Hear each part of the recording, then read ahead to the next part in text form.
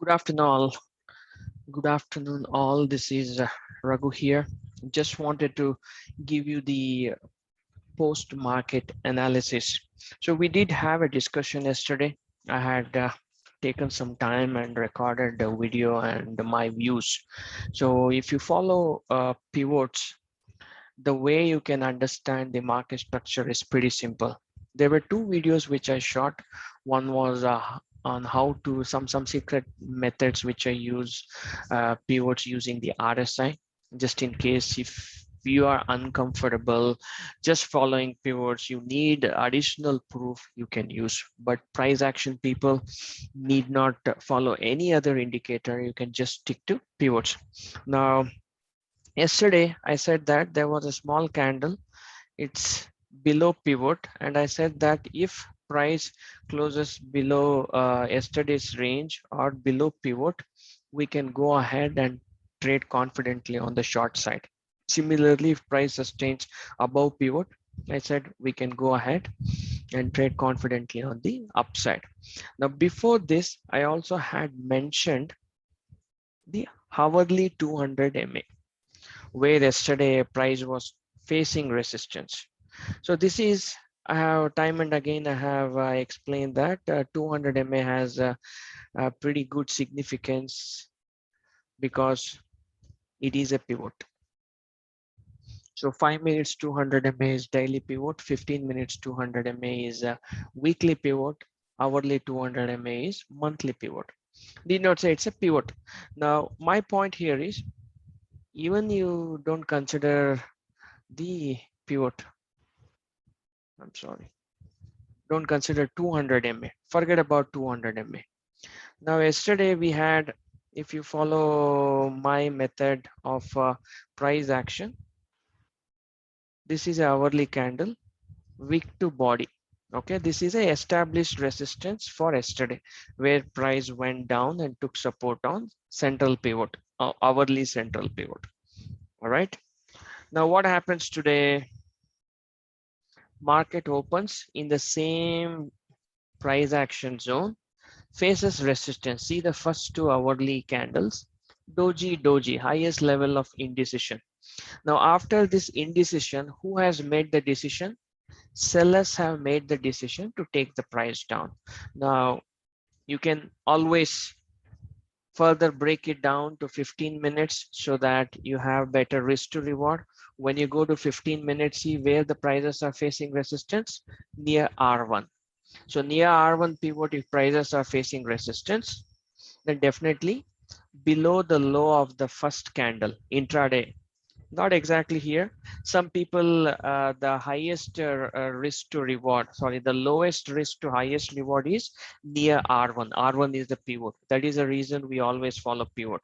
If you had entered here, observing yesterday's selling zone and keeping the stop loss above the high of the day, and if you had just holded it, because after a sharp fall last Friday, market tried to recover, and yesterday and day before this, I think yesterday, right? It's today's Wednesday. Yeah, yesterday and day before yesterday, we did not see much follow up to the up move.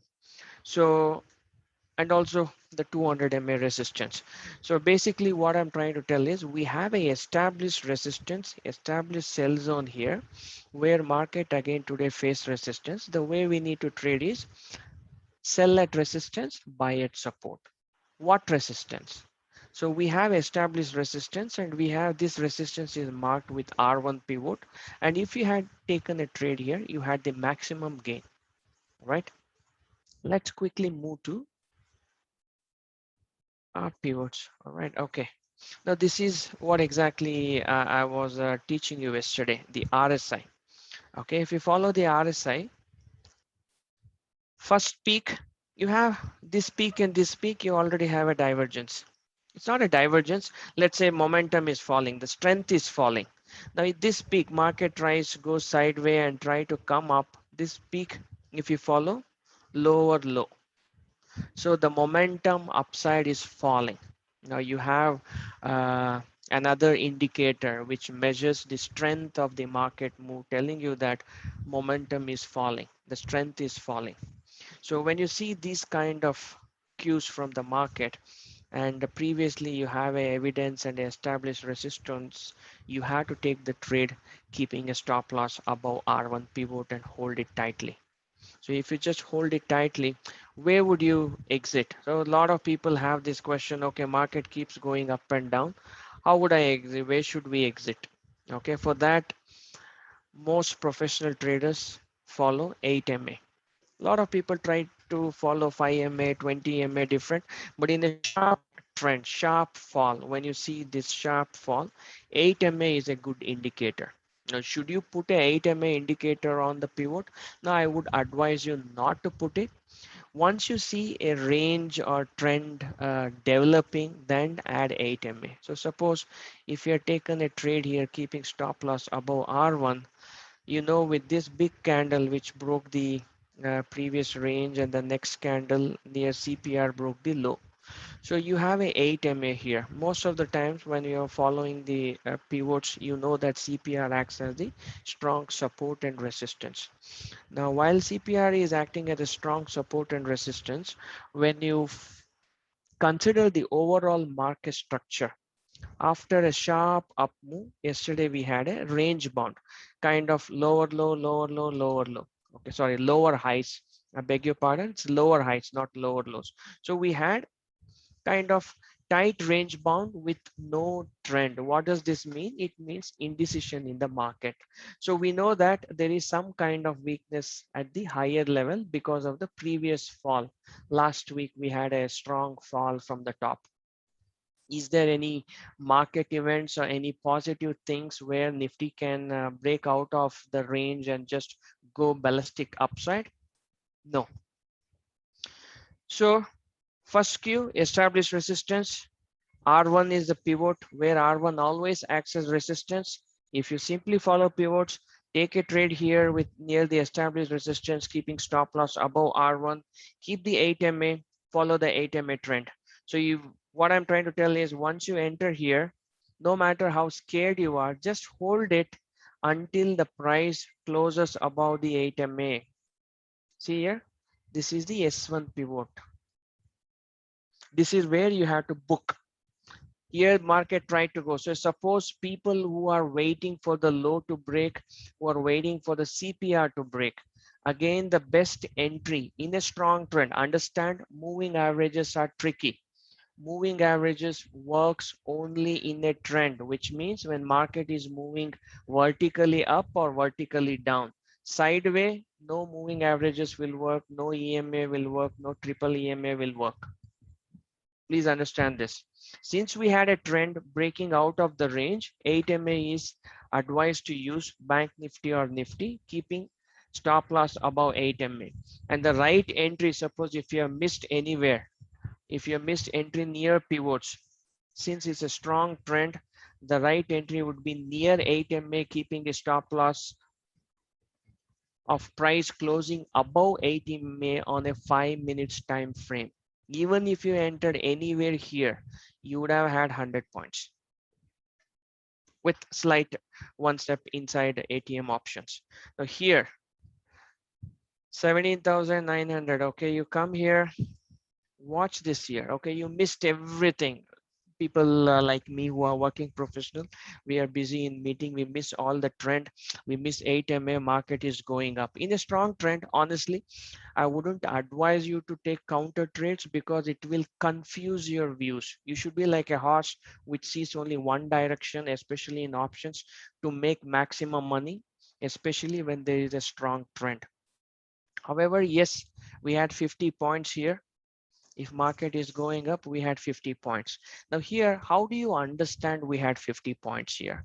Now, can you enter here? Now, this is where I use Cambrilla pivots, right? Now, before using Cambrilla pivots, let me help you understand. So usually below S1 is where strong trend develops, where smart money will enter, right? You might have seen me talking about the important levels above R1 and below S1.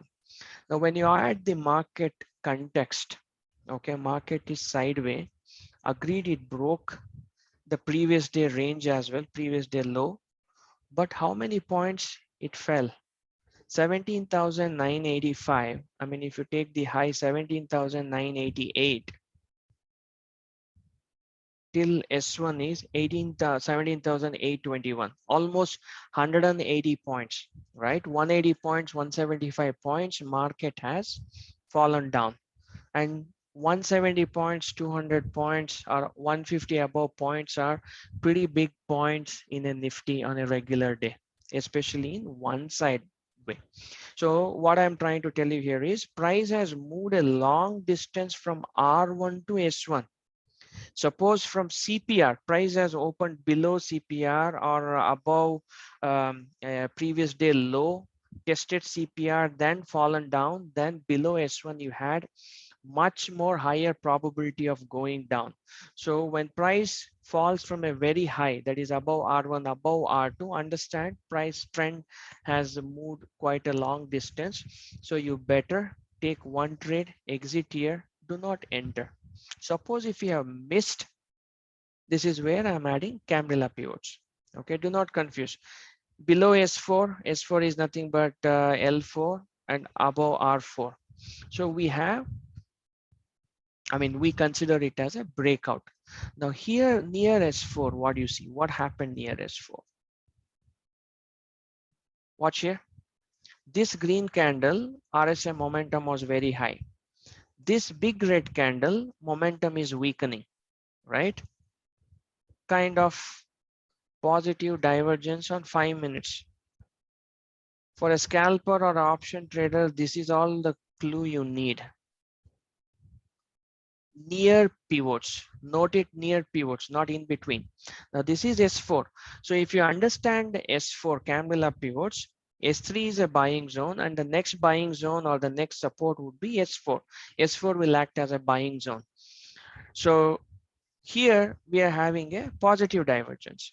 After green candle, we have one reverse pin bar. Usually this reverse pin bar forming at the bottom is always considered as a positive trend until a next candle closes below this.